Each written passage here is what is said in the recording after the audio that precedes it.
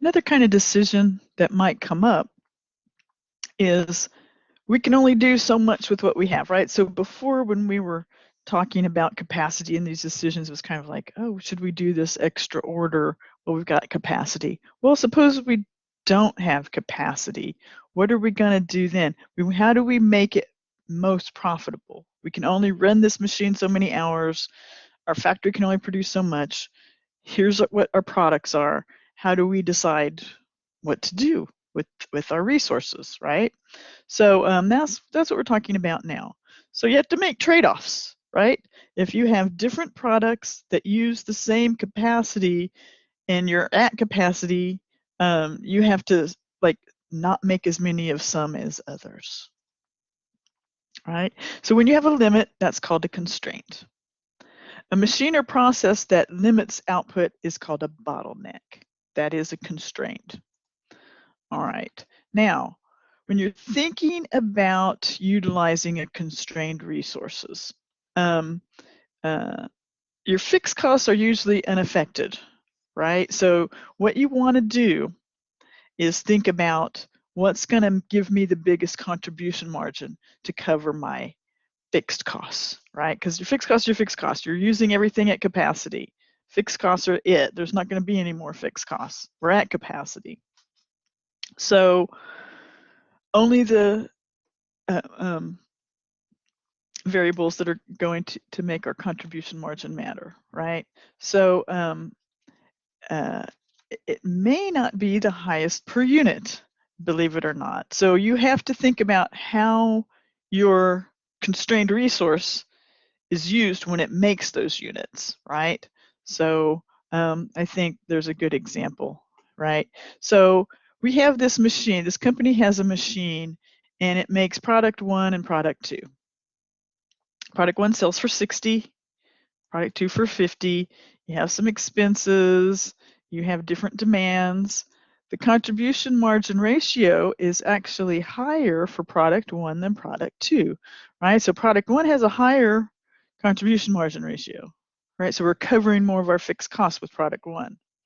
However, there is an important thing to look at here. It's not just the product that matters. It's how that product uses the constrained resource that matters. So our constrained resource is processing time on this machine, right? So we have a machine A1, and it can only run so much, right?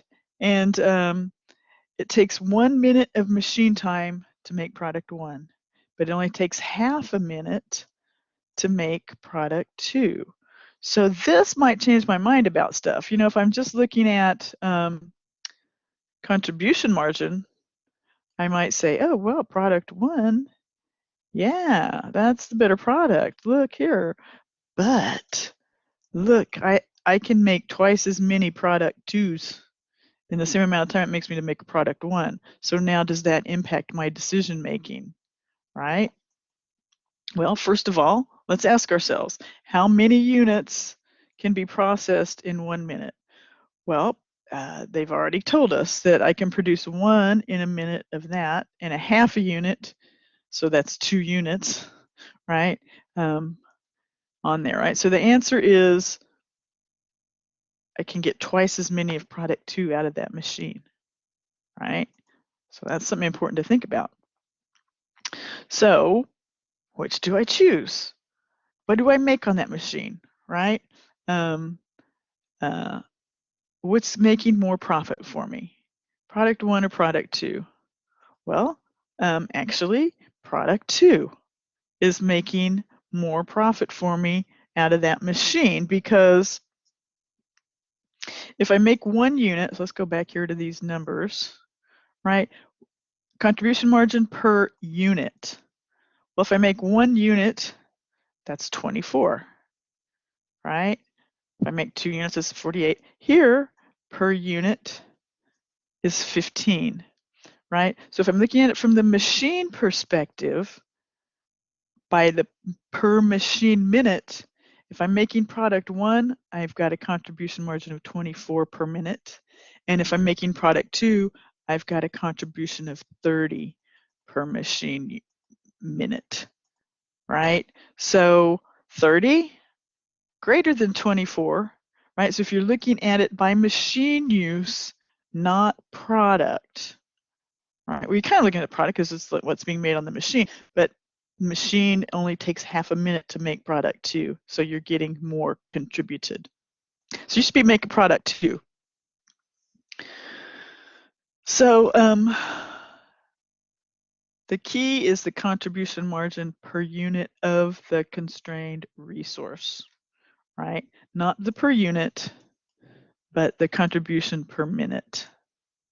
All right, so we want to be using our minutes to make product 2.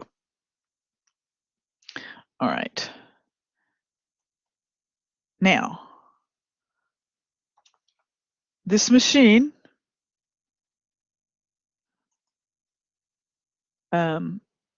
we're going to use it first to make product 2, then any leftover capacity is going to make product 1, right? So if we made all of our product 2s, great, then we'll use it to make product 1. So, we do make $24 on that. Well, contribute to, I don't know if we have net income, but it contributes to covering the fixed costs, right?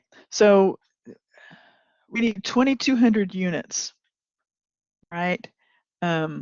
So to make 2,200 units, I need 1,100 machine minutes, right? I can make 2 units per minute, right? 2,200 divided by 5 times half, I guess, divided by 2, however you want to look at it, times a half is 1,100 minutes.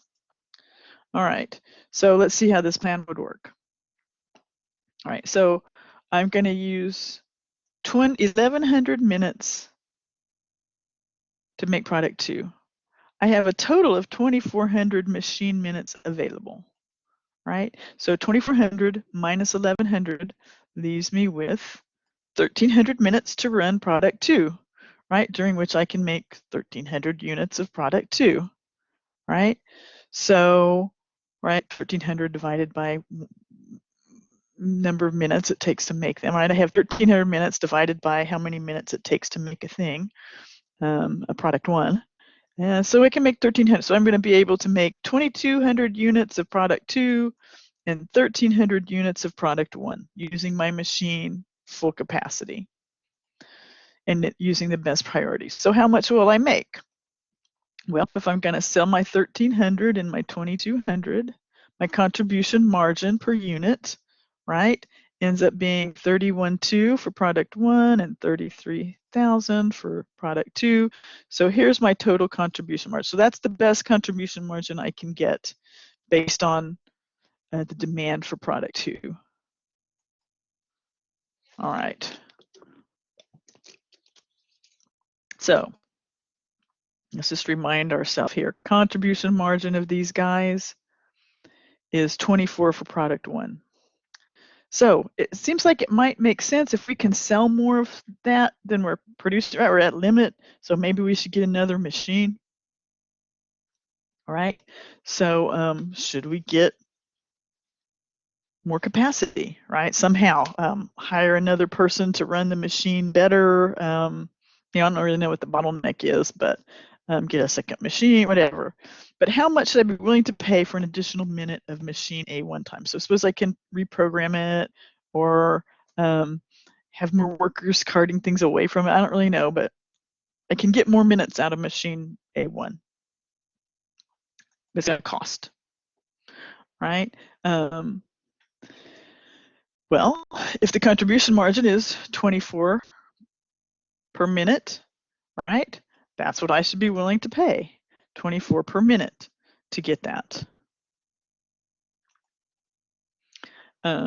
So let's kind of think about this using another example, a quick check as they're called. So we have this furniture company and they make tables and chairs. Tables sell for 400, chairs for 80, variable costs. Takes more stuff to make a table than it does to make a chair. It takes 10 board feet of wood to make a table, 2 board feet of wood to make a chair. We can sell 600 chairs and 100 tables. The company's supplier of hardwood will only be able to supply 2,000 board feet. Is this enough? So, well, if we're going to sell 600 times 2 and 100 times 10, right? That's how many board feet I need to meet my demand. So 2 times 600, 1,200, plus 10 times 100 is 1,000. So I need 2,200 feet. They can only supply 2,000. So I'm 200 board feet short. So the answer is no, that's not enough. I need 200 more board feet of wood from somewhere, or I'm just going to have to make less of something, right? So those are kind of my choices. I can't meet demand with 2,000 board feet. There you go. I have a constrained resource. Which one is it going to be better for me to make? Make all my tables and use the rest for chairs, or make all my chairs and use the rest for tables? And of course, that's assuming that people will still buy all the chairs, right? Because usually you buy tables and chairs. But you know, assuming we can still sell everything. How does that look? All right, so we'll only be able to supply 2,000. So what's going to be the best? What will maximize our profits? Right? Well, we're going to make 600 chairs and 80 tables, right? So let's kind of look at how we came up with that, right? Because we got to think about it like we did the last thing. Like the last time we thought about it of contribution margin per minute of machine time, right? Our constrained resource was machine time. In this case, our constrained resource is board feet of direct materials. So I have to think about it as contribution per board foot. All right, so I have to figure that out, right? So the selling price per unit, the variable cost per unit, contribution margin, 50 and 200, but I only need 2 board feet and I need 10 board feet. So I take 50 divided by 2. The contribution margin is 25 per board foot for chairs. When I take 200 divided by the 10 board feet, it's 20 for tables. So chairs, the contribution margin per restrained resource is higher. So I'm going to make all my chairs first and then use whatever's left over to make the tables, right? And again, this problem is kind of assuming people will buy chairs without buying the table. I don't know. I think that's weird, but that's okay. You know, maybe some people need just chairs and have a table. All right. So to make all of the chairs that we can sell, it's going to take 1,200. We already established that. So 2,000 minus 1,200 leaves us with 800. So how many tables can I make with 800? I can make 80. So I'm going to make 600. I'm going to make 600 chairs and 80 tables with that 200 board feet. Right now, suppose we found somebody else who's got the kind of wood that we like. But we're not buying very much. We're only going to buy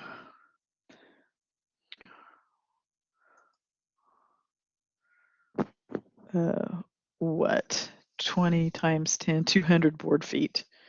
So, you know, I don't know that they want to sell it to us for our normal cost, but that's okay, because here's our contribution margin per board foot. So as long as we pay this or less, we're okay with that, right? So remember, like before, like when we were looking at the machine minutes, if we could add capacity, we'd be willing to pay up to the contribution margin per minute for that thing, which was, I think it was 24 in the last problem. So here we're willing to pay, if we want to make those extra tables, we're willing to pay $20 per board foot to make them.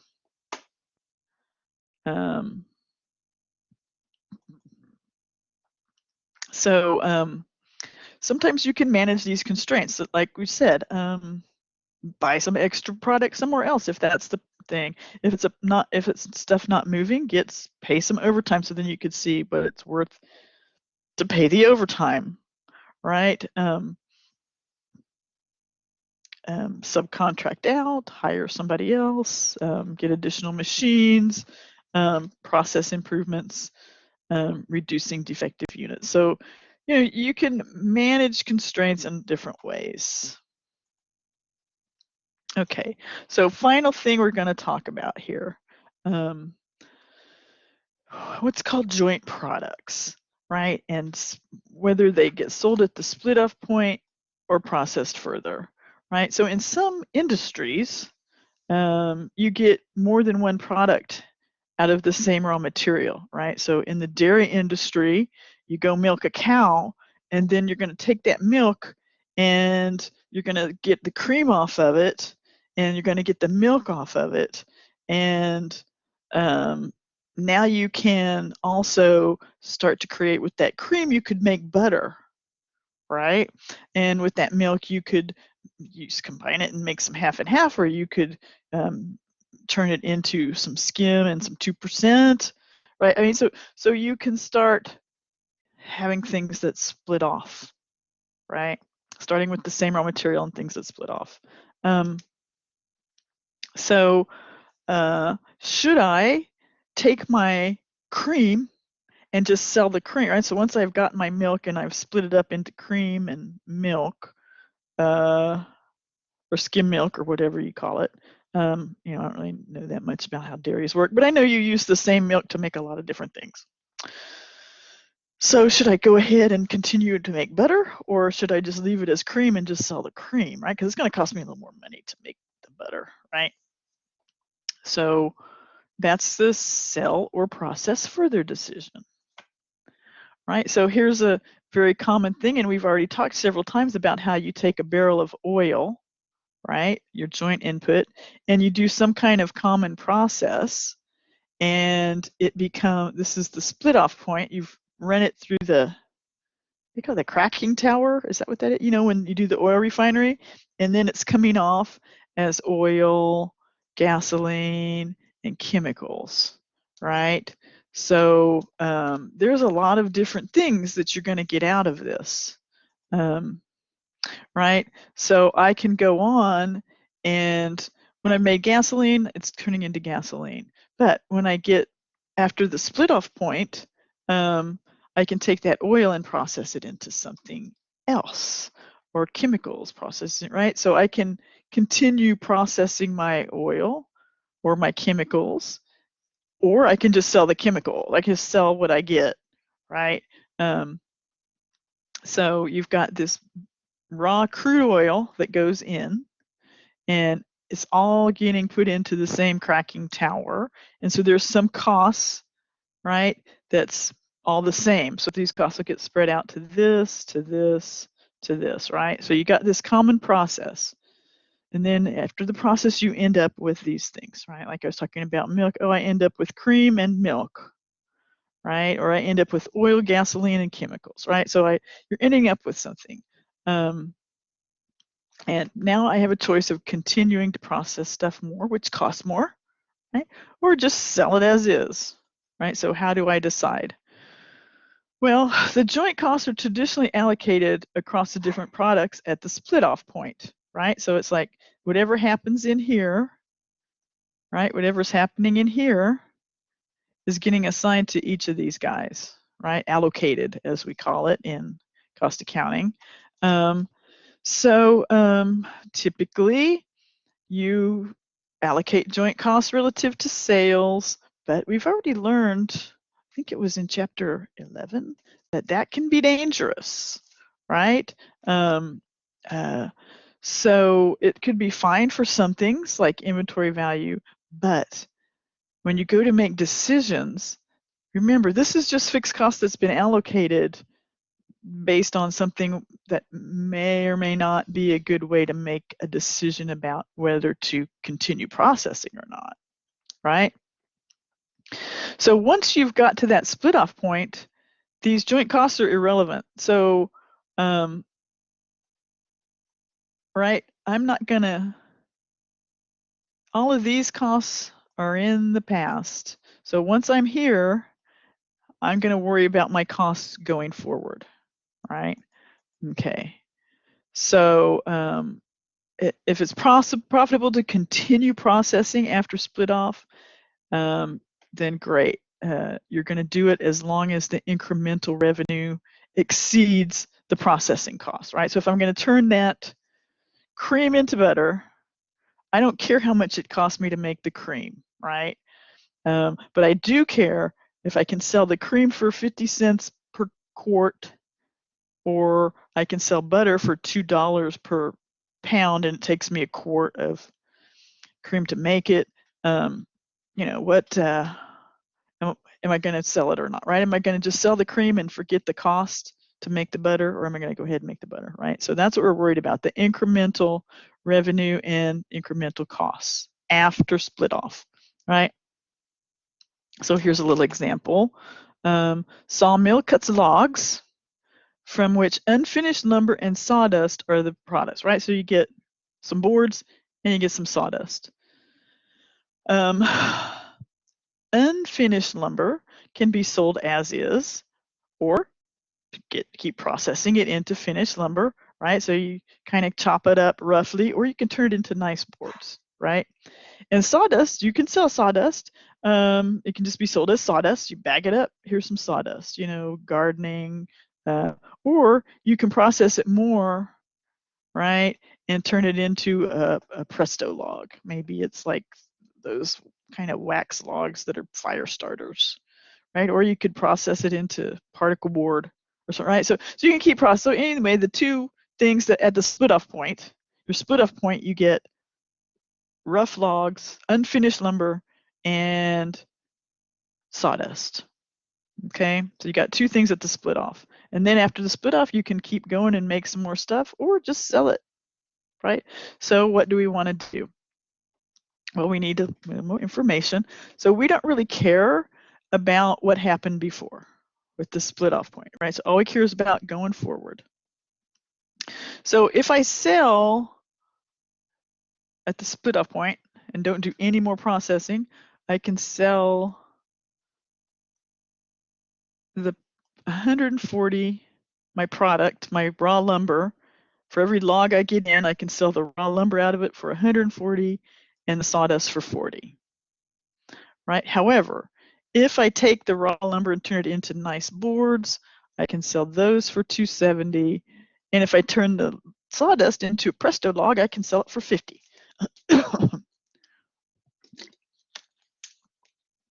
Now we've got some joint product costs here, which I guess is based on sales. And it's going to cost me, what it's going to cost me to turn a log into finished, not turn log, to turn unfinished lumber into nice lumber is going to cost me 50 more. And to turn sawdust into a presto log is going to cost me $20 more. All right, so we kind of set ourselves up. So here we go. Final sales after further processing, right? So this is if I turn my log, into a rough lumber and then turn rough lumber into a nice board, I'm going to get 270. If I turn my sawdust, if I turn my log into sawdust and then into presto log, I'm going to get 50 for a presto log. But if I don't go to that extra trouble, right? If I just sell it at the split off point, I get this. I get this. So the difference is my incremental revenue. So by doing the processing, I get 130 per log for the lumber and $10 per log for the sawdust. So in order to decide if I want to do this, I need to figure out, well, what does it cost me to do the further processing, right? So to further process, it costs me $50 more to turn that raw lumber into nice lumber, right? So the incremental revenue minus the extra $50 gives me, hey, I'm going to get an extra $80 by continuing to process the lumber. If I turn those sawdust into presto logs, it costs me $20 to do that, but I'm only getting an extra 10, so I will actually lose $10. So that does not seem like a super good idea, right? So process the lumber, sell the sawdust, right? So you're going to do this to lumber, but you're not going to do this. You're just going to sell it for $40 a bag or per log or however that works. Okay.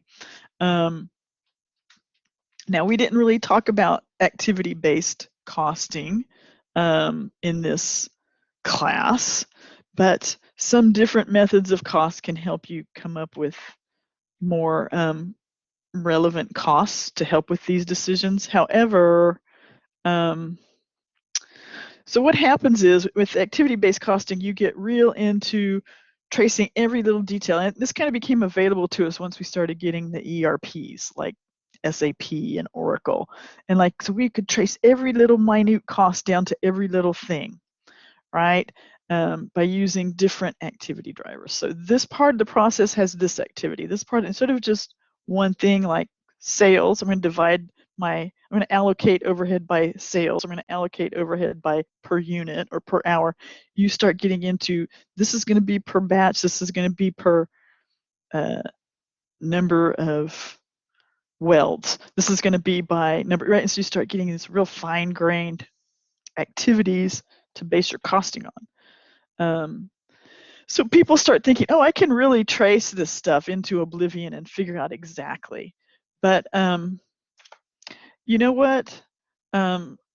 Some of those costs are not automatically avoidable when you get rid of that segment, right?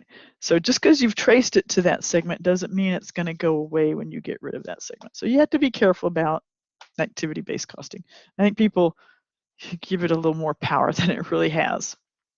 So anyway, when you make decisions, remember only things that are differential matter. See you next chapter and last chapter. Next chapter will be last.